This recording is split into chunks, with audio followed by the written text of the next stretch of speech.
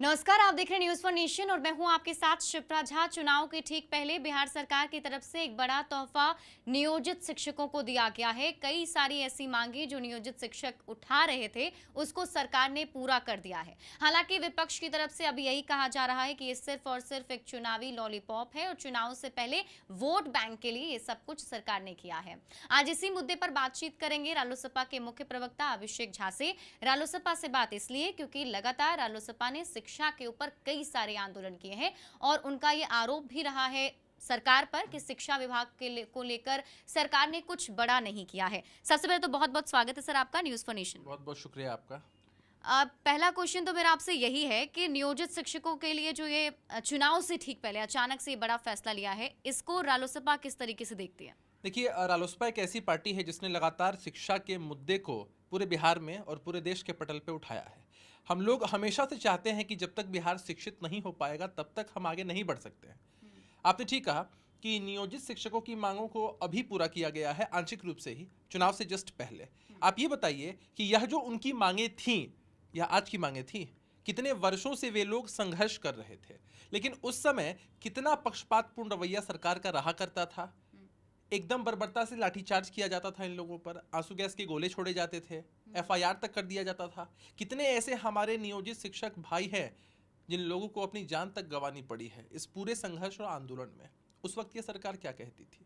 उस वक्त सरकार कहती थी कि हम आपकी मांगों पे विचार नहीं करेंगे। एकदम कर्कश रवैया रहता था। और आपने देखा था कि एक बार शिक्षक दिवस के दिन पिछले साल नीतीश कुमार जी ने एसके मेमोरियल हॉल, जहां तक मेरा स्मरण है, वहां कहा भी था कि जो कुछ करेंगे हम ही लोग करेंगे, इसलिए हम ही पर भरोसा रहे। एक तानाशाहीपूर्ण रवैया जो होता है वही रवैया सरकार ने अख्तियार किया। और अब जब मांगों पर विचार किया भी है आंशिक रूप से, यह समय ही क्यों? चुनाव से वक्त पहले ही आपने यह फैसला क्यों लिया? यह संदेह के घेरे में है। और दूसरी सबसे इंपॉर्टेंट बात, जब भी कभी इस तरह का कोई भी फैसला लिया जाता है, हम सब लोग जानते हैं कि अगर कहीं भी वेतन वृद्धि हो रही होती है या लंबे समय से कोई मामला पेंडिंग होता है, तो पहले से जो भी एरियर होता है वो जोड़कर दिया जाता है। आप देख सकती हैं कि यह जो लाभ देने की बात कर रहे हैं ये लोग वर्ष 2021 से, हम अभी 2020 में हैं और संघर्ष इन लोगों का वर्षों पुराना है, तो फिर एरियर क्यों नहीं? आप 2021 की बात क्यों करते हैं? यह एक शिगुफा देने का प्रयास कर रहे हैं कि भाई आप हमको चुनाव में जिताइए, पहले इस चुनाव में हमारी वापसी करवाइए और उसी के फल स्वरूप हम 2021 में आपकी मांगों पर विचार करेंगे और उनको पूरा करेंगे। मतलब साफ है कि आप लोग को ऐसा लग रहा है या फिर आप ये कहने का मतलब है कि चुनावी फायदा उठाने की कोशिश है, क्योंकि 3.5 लाख नियोजित शिक्षक थे और कहीं ना कहीं एक वोट बैंक। क्या आपको लगता है इसका लाभ इस बार जदयू को मिलेगा? देखिए, लाभ कैसे मिलता? लाभ तब मिलता जब ये लोग सच में उस शिक्षक वर्ग के प्रति डेडिकेटेड होकर यह काम कर रहे होते। शिक्षक वर्ग के जो लोग हैं वे लोग भी समझ पा रहे हैं कि यह एक चुनावी स्टंट है, चुनावी शिगुफा है। आंशिक रूप से उन्होंने मांगों को माना है। और इतना लेट संघर्ष, जैसे मुझे अगर किसी को खाना खिलाना होगा, उसे भूख लगी हुई है, तो मैं कोशिश करूंगा कि समय रहते उसे खिला दूं। कब? जब एकदम मरनासन स्थिति में पहुंच जाए या एकदम समय बीत जाए, जब मेरा फायदा, निहित फायदा मुझे उसमें दिख रहा हो, तब मैं यह काम करूं। तो यह तो दर्शाएगा ना कि इसमें मेरा निहित स्वार्थ था, कि कहीं ना कहीं चुनाव को प्रभावित करने का एक असफल प्रयास है उन लोगों की तरफ से। लेकिन आप देखिए, आप लोग तो मीडिया के क्षेत्र में हैं, सोशल मीडिया के भी क्षेत्र में आप लोग काफ़ी एक्टिव हैं। आप लोग देख सकते हैं कि जो भी हमारे नियोजित शिक्षक भाई हैं, उन लोगों के मन में यह बात चल रही है कि निश्चित रूप से चुनावी स्टंट ही है कहीं ना कहीं। लेकिन मामला ये है कि पहले उनके पास कुछ भी नहीं था और इतना संघर्ष करने के बाद थोड़ा कुछ भी आया है, तो एक वह मामला भी है। लेकिन निश्चित रूप से सरकार ने इसको चुनावी मोड में अपना फायदा कैसे भी निकाला जाए उसके लिए किया है। बिल्कुल, ये भले ही चुनाव को देखते हुए सरकार ने किया हो, लेकिन नियोजित शिक्षक जो हैं उन्होंने जो आंदोलन किया है और खासकर जो उनके एक लीडर रहे हैं केदारनाथ पांडे, उन्होंने हर उस मुद्दे को उठाया और करीब 5 साल से ये आंदोलन जो है चलता आ रहा है। आप उनको किस तरीके से देखते हैं जो ये आंदोलन उन्होंने चलाया? देखिए, पूरे विपक्ष को इस आंदोलन का समर्थन मिला था। समान काम समान वेतन के भी हम लोग पक्षधर रहे हैं। सुप्रीम कोर्ट में जो भी मामला चला, हम लोगों ने उसको करीब से देखा और ऑब्जर्व भी किया। लेकिन जो भी जीत मिली है, निश्चित रूप से ये नियोजित शिक्षक भाइयों की जीत है, उनके संघर्ष की जीत है, आंदोलन की जीत है। और उसमें अग्रणी भूमिका निभाई है बिहार राज्य माध्यमिक शिक्षक संघ ने।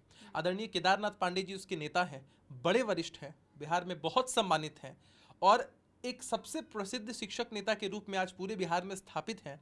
कितने दिनों से और कितने वर्षों से वे शिक्षकों का प्रतिनिधित्व कर रहे हैं सदन के अंदर। मैंने हमेशा देखा है कि उन्होंने शिक्षकों की मांगों को पुरजोर तरीके से हमेशा उठाया है, उनको रखा है सदन के अंदर।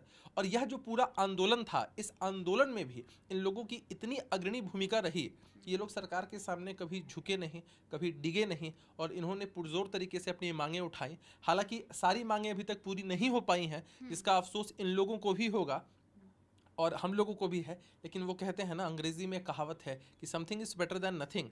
अभी तो कुछ भी नहीं था इनके पास, एक थोड़ी सी उम्मीद भी जगी है और इनकी उम्मीदों को हम लोग ज़रूर पूरा करेंगे। केदारनाथ पांडे जी ने यह जो प्रयास किया है, उनके लिए मैं तहे दिल से उनका धन्यवाद करता हूँ। बिहार राज्य माध्यमिक शिक्षक संघ को भी धन्यवाद करता हूँ कि उन लोगों ने अपने इस आंदोलन को इतना व्यापक रूप दिया कि उसका एक फल कुछ निकल कर आ पाया है। और जो भी शिक्षक हमारे भाई हैं, ये समझ लें कि आने वाले समय में महागठबंधन की ही सरकार होगी और शिक्षा हमारे लिए बहुत बड़ी प्रायोरिटी है।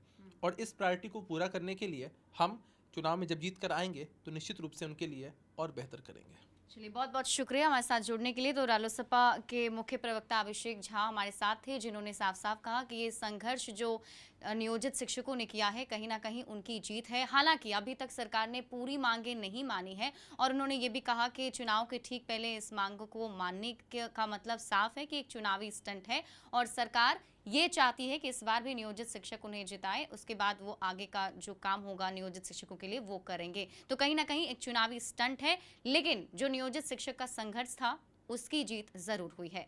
ज्यादा अपडेट के लिए आप जुड़े रहिए न्यूज़ फॉर नेशन के साथ। नमस्कार।